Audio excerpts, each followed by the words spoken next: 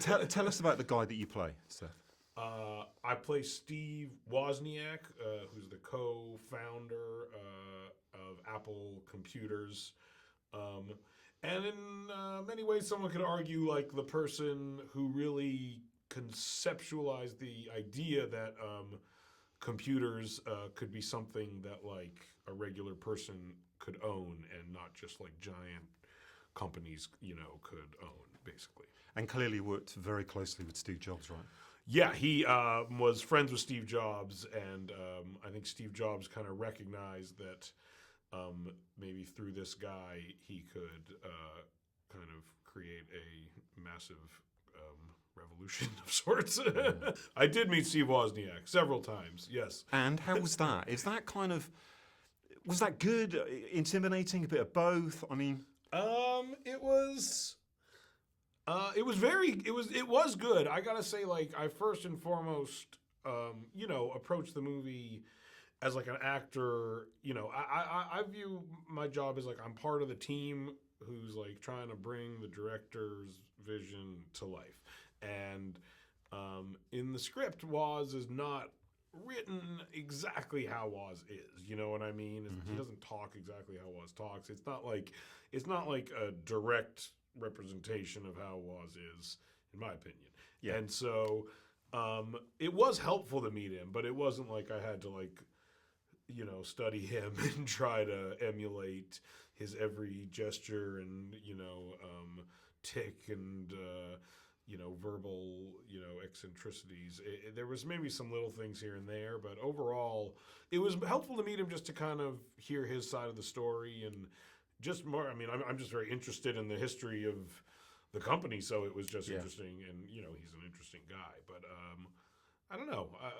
One could argue that it helped my performance. Sure. Yeah. and tell me about working with Michael, because most of your scenes are obviously with him. He's Steve Jobs. Yes. And he's got a lot to do in this film, hasn't he? He does have a lot to do in the movie. He's in every second of the movie, pretty much, and he is. Yeah, I think he like speaks more in this movie than I've spoken like collectively in every movie I've ever done. Probably, it was very impressive. He was very focused and prepared, but he would have casual conversations and stuff between takes and setups, which was nice because sometimes it's nice to kind of break out of yourself a little bit. Cool. In my opinion. And working with Danny as well, of course. Yeah. Was that something you were looking forward to, and how did it turn out? It was something I was very much looking forward to. I'm a huge fan of his and all his movies. He just seemed, I'd seen interviews with him and stuff. He seemed very delightful. and in real life, yeah, he's like one of the most like enthusiastic people I've ever met in my entire life. Like he really, just the way he talks and gestures, he really is. He believes what he really buys it in a good way, and it's inspiring to work with someone like that because they clearly believe in what they're doing, and so it makes you more willing to do whatever the hell they ask you to do. It's interesting the way the film's set up, isn't it? Because it's kind of backstage at 3 different launches, and it's kind of like backstage for these tech rock and roll stars before they go on stage. Yeah, they are like rock and roll stars in that world, aren't they? Yeah, in that world, they were very cool for that world. I mean, I think in a world where like Bill Gates is the other cool person, Steve Jobs was like like Robert Plant. Like, I mean, like the fact that he had like some style about him, and in some ways seemed like he was a guy who would be fun to have a beer with. I think put him like 100,000 miles ahead of the game, coolness wise, for the tech world at that time, and I think because of that, I mean, Wozniak like literally put on music festivals. I mean, he did hang out with rock stars. Well, how do you think history will look back on these guys, though? How important do you think they will be regarded in the way they changed how we live? I don't know. I mean, it's like anything. I think some people look back at, some historical figures and think they did nothing, and others could argue they did everything. I think it's all your personal perspective on it and how closely you associate with technology. But,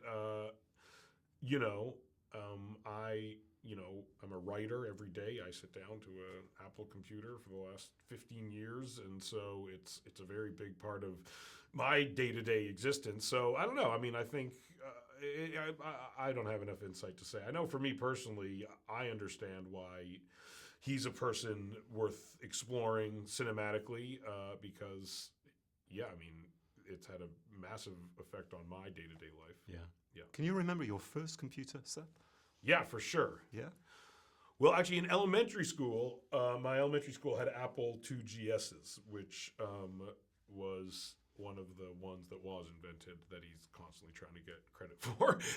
And then I started writing, and I never could have. Well, they were expensive. I couldn't afford an Apple computer until I moved to LA and was like a writer on a TV show and worked in an office where everyone had Apple computers, and it was really hard for me to like reformat my files all the time.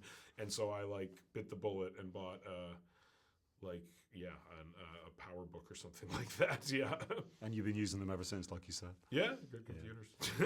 One of the great lines that you've got in the film is that I think he says to Jobs, it's possible to be decent and gifted. Mm-hmm. What's your take on that? I do also believe it is possible to be decent and gifted. Yeah.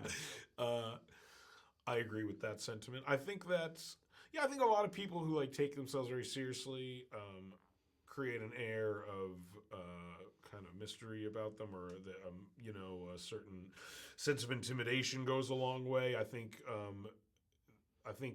people who are affable are sometimes viewed as less intellectually viable because they seem to joke around and not be totally concerned with how they're portrayed at all times. And yeah, that's something that I relate to. Cool. Yeah, I think that's right. Thank you so much, Seth. Thank you.